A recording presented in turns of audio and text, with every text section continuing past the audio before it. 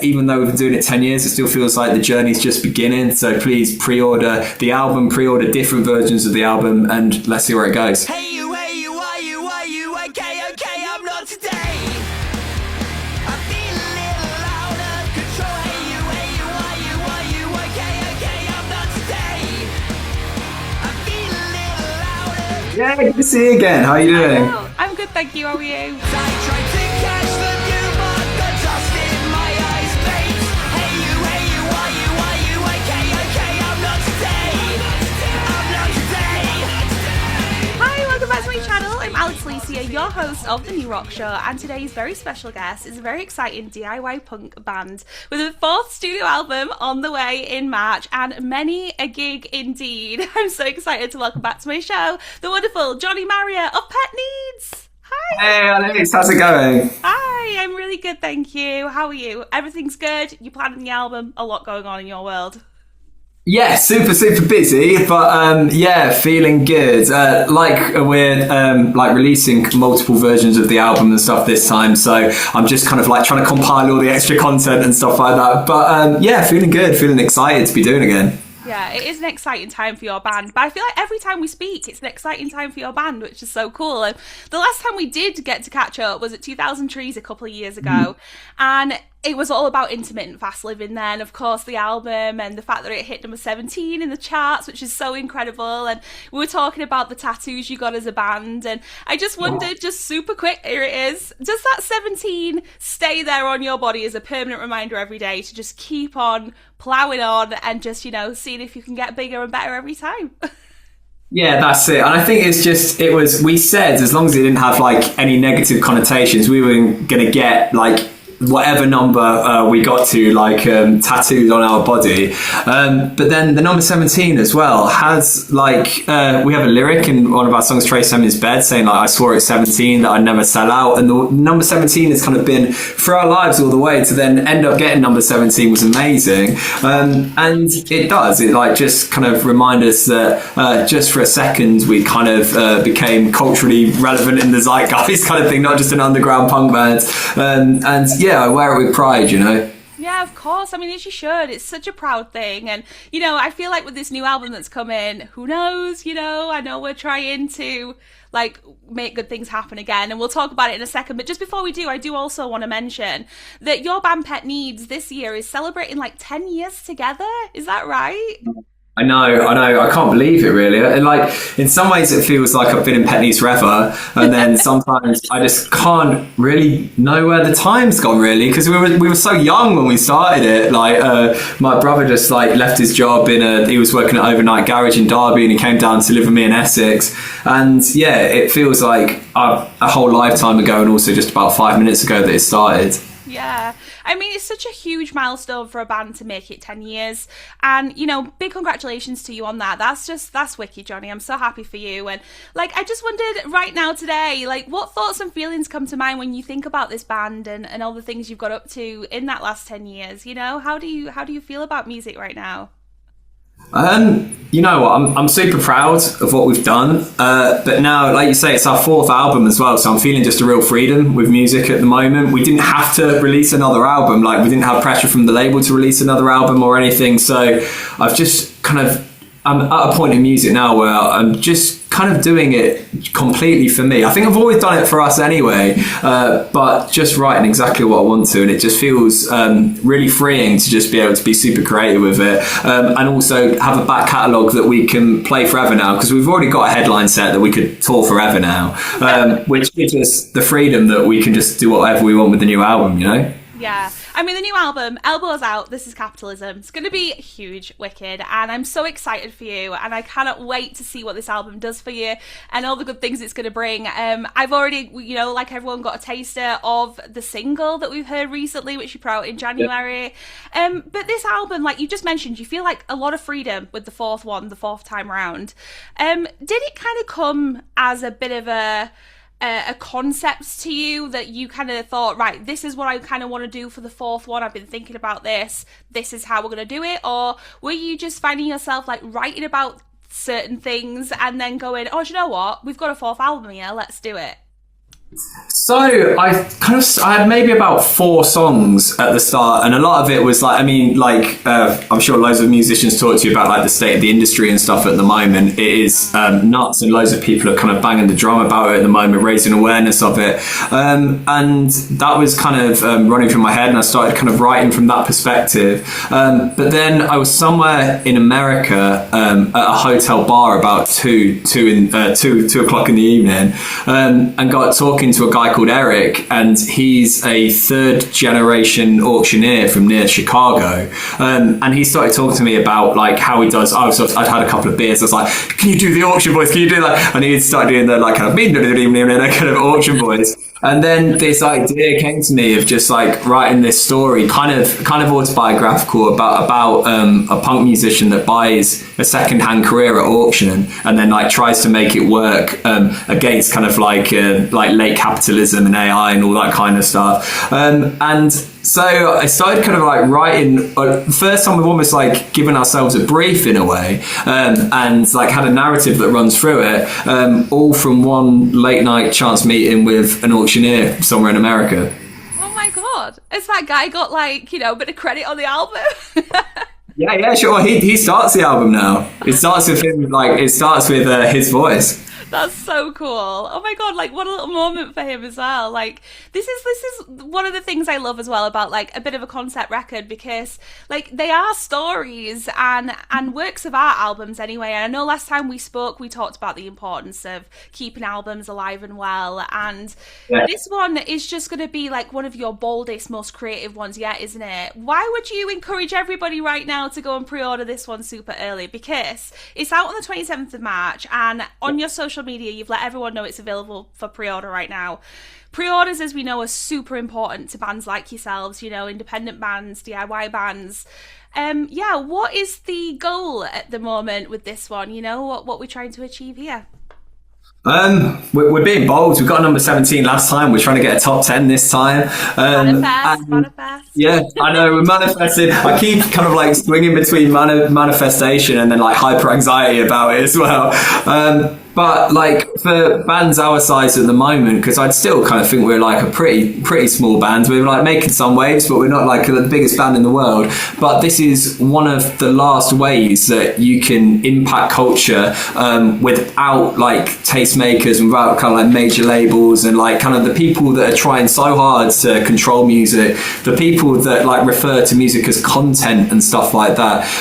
They want to kind of pull the puppet strings really, and small bands, DIY bands, the way the industry and the way the charts are at the moment can impact culture through community building and through people coming together, buying the different versions that we're putting out. And because the kind of nature of what this album is about, it's kind of almost like music influencing life, influencing music, influencing life. So the whole campaign is going to be bigger than the album itself, and you can almost dive into the story of the album before you even heard it. So yeah, I'm really excited. It's ambitious as a campaign, but I love being ambitious, and I think it's going to be really fun. I mean, that's what it's all about. You've got to believe, haven't you? I mean, that's what it's all about. If you didn't believe that you could achieve those things, then what's the point? So, you know, this is like a great thing. And I do encourage anyone who's listening or watching right now, like they have to go and pre-order this record. And I know like with previous releases we've heard from you and stuff, it's just going to be awesome.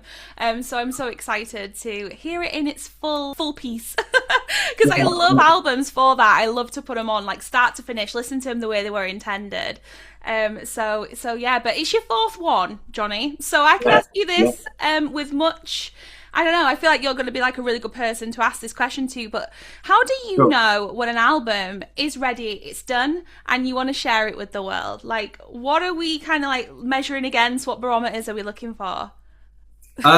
So genuinely, for me, like I've got I've got a couple of bands. It's both bands that we've toured with that I kind of look up to as our idols, really. And when we're demoing, I will, and we don't really sound. We sound a bit more like one than the other. But like it's Against Me and Art Brut, which are 2 bands that we've toured with. Like we toured with Laura Jane Grace, we've toured with Art Brut, but I'll listen to our demos and then I'll put on like my favorite Against Me album, or I'll listen to our demos and I'll put on my favorite Art Brut album, and just feel like, are they holding up? And it's ambitious to try and hold something up to like your favorite band in the world ever, but I really want to kind of like aim to at least be kind of half as good as they are. And it's really weird because I don't think you ever really know when it is done. And when we were doing Intermittent Fast Living, I wrote a song I cut a song and wrote a song overnight, the night before we went to the studio, which a song called Trip, and it ended up being a single. And then this time we were in the studio and we'd pretty much written the whole album, and then we wrote one more song in the studio, and we stayed up till 4 a.m. on the last day, just like getting this last song that it just felt that it needed. And it was actually our producer George Perks that said, he was like, it just feels like it just needs this one thing just to tie everything together, and it kind of got my back up a bit at the start. I was like, what? No, it's perfect like it is. And then he's kind of explained it and I was like, right, and just got my guitar and went to the van, and we had someone that was videoing just our time in the studio, and she set up a GoPro and she got the song from the second I sat down to start writing it right up till it was recorded, which I think is really cool. No, that is like such an awesome story, because like that is the thing as well. When you're in the studio, things are so like not planned, not scheduled sometimes. You know, you get in there, and I think you've got to allow yourself that creative freedom as well, though, haven't you, to see where it goes. Yeah, that's it. And I was so nervous because I was like, because everything, I'm always kind of massively deliberating over every single line and every single chord. And then this one was just so instantaneous. And I almost don't want to tell people which song was the one that was written in the studio, at least not initially, to see if people can see which one it is. Well, speaking about singles in particular, we've just had your recent single. I just wondered why did you choose that song as the first little wink to people about this new album? Like, what was it about that particular song that spoke to you guys as being like, right, hey, this is the song that's gonna be the first song?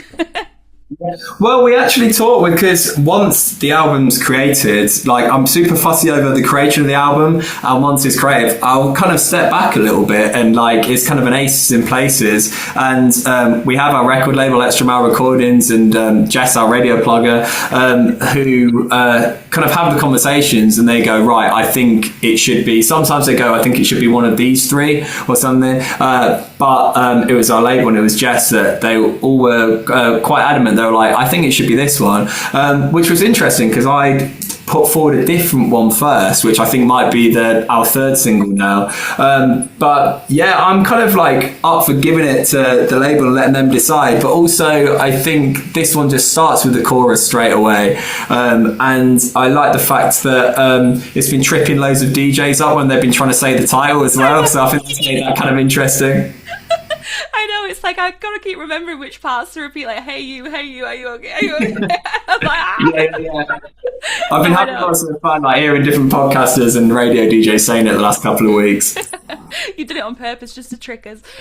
No, but it's wicked, and you know, it's this. I love hearing all that kind of stuff about how, you know, like those process of selections are made, and I just think it's so exciting when you're a band and you've got something new coming. And of course, for your fans, it's super exciting. So please go and pre-order the brand new album. It's out on the 27th of March. And what else can you tease to us as well about singles, Johnny? Have you got anything else that might be coming out late Feb, March time? I don't know if you can say that. We've got something coming out in February, which is really cool. It's going to be a song, I don't think I've shared this yet, but it's going to be a song called Ducklings. And it's literally, my wife Lorna was driving me to my brother's house. She works at a university, and she told me that the fish at the university keep eating the ducklings. And it just, like, by the time after the 10-minute journey, I just had an idea for a song, because it becomes a metaphor for something else. And then I don't know what the lead single is when the album drops yet, but we're going to have another one drop just before the album comes out as well. Okay, so there's so much. I'm so excited for people to hear them. Yeah, well, there's so much to come. I mean, what a year it's going to be for you already, and we're only in the beginning of 2026, so it's Pet Needs' year for sure. The fish and the uni eats all the ducklings. They don't put that in the prospectus. We're going to talk about the tour too, because there's going to be many opportunities for people to hear these new songs actually before the album comes out if they get their tickets to your tour dates. I know that you're touring all across the UK in March, and with that particular set of dates, it's going to be like some full band but acoustic duo as well, isn't it? I know people love an acoustic duo from Pet Needs. Yeah, and we've loved like doing acoustic duo shows. We started like playing house shows acoustic duo, and they used to just be like raucous, like people like crowd surfing down the stairs and stuff. And we played all over the world doing acoustic duo. Last year we did punk rock bowling, and it was like loads of punk bands, and then we just went on with our 2 acoustic guitars, and it's kind of ratty and fun and raucous, and not what you'd expect from a kind of a sensible kind of quiet acoustic show. It's definitely going to be a lot of dancing, a lot of like partying. I can't wait for that. And then we're going to be doing some full band as well, and then we'll do some full band acoustic. I just bring Pet Needs that in as many different guises as possible. Yeah, I mean, that's the best way to reach people. And also one other point I want to make as well is that, you know, you're a DIY punk band, as we know, and you're also making sure that when you do tour, you're playing those grassroots and indie venues. And that's so wicked of you to do that, because you're in a symbiotic relationship with music venues at any level as a band. But grassroots venues are the ones that are your locals, aren't they? That are really there, like, back in the live music scene. And, you know, so it's so special. But how important is it for you as well to be able to get in front of real life people? Yeah, well, we do it so we can play in front of real life people. That's why we have all the like sleepless nights and touring and flights and all those kind of things. But also when you're playing in grassroots venues, you just find the best people within promoters as well. And it's really nice, like now touring rounds when we're touring DIY grassroots independent places. And some of them are just like, you'll go into a pub and it's like playing your mate's front room again, because like you're like back in like when we used to do back in the day, because you'll know the bar staff, you'll know the promoters, you'll know the layout of the space, and I just love it. It just feels like DIY is the way, and it always has been for us, and yeah, love it. Yeah. One really cool thing about your band is that you are literally just on it with touring, aren't you? Like, you tour all the time, and that's all you've ever done, like, since, like, 10 years ago, and you said you were in people's houses. I mean, that's, like, that's proper cool. Like, that's proper, like, raw, old school. I really love it. But then, obviously, you've gone from that to touring across the UK, Europe, the US, and also this month, you're on the road supporting the Buzzcocks as well. Yeah. I mean, you must be a fan. How did you react when you got that news? That was nuts, and we got it quite late as well. We only got it about a month ago. Like, we knew we were in for the running for it. This is how you always know you're on some sort of list and to be considered, and you have to presume that it's not going to happen, because most of the time it doesn't. But then, this one came through, and they're just such an inspiration to us. The fact that they're like a punk band, they're celebrating their 50th year, but they've got such a knack for writing really like hooky melodies and things, and their lyrics as well. And Pete Shelley, their singer, they're like he passed away a few years ago now. It's their guitarist that's taken on vocal roles, but Pete was one of the first like openly gay men in the music industry as well, and in the punk rock industry, and like the lyrics, the melody, everything about it is just incredible. So I cannot wait to spend time with them. That's going to be so cool. You're going to learn so much probably as well, aren't you? Just by being around those guys, because they've been going a long time, like you say, and legends, just icons. But Pet Needs, it's just so exciting in your camp right now. I'm so happy for you to see everything that you've got going on, and I cannot wait, like I say, to hear the album and hopefully come see you on the road as well. And I encourage, again, anyone, get tickets, please. Have you got, on a final note, Johnny, because I wish we had forever to talk, but, you know, we are a little bit limited on time today, but have you got a message you would love to send out to Pet Needs fans and followers? Anything you want to say or let them know? Yeah, so our fans are called the Fractured Party People, and it's just like, I'm kind of feeling as reflective as I am looking forwards now that it's been 10 years, but like, I just want to like say thank you for keeping us in work. I think we're the smallest band in the world to be able to do this full time, and looking after us, looking out for each other. And yeah, even though we've been doing it 10 years, it still feels like the journey's just beginning. So please pre-order the album, pre-order different versions of the album, and let's see where it goes. Sure. Johnny, thank you so much for taking the time to chat with me again today and be a very special guest on the show. It's great to have you back. Nice one. Cheers, Alex. Good to see you. Thank you, Johnny. Nice to see you. Bye. Cheers.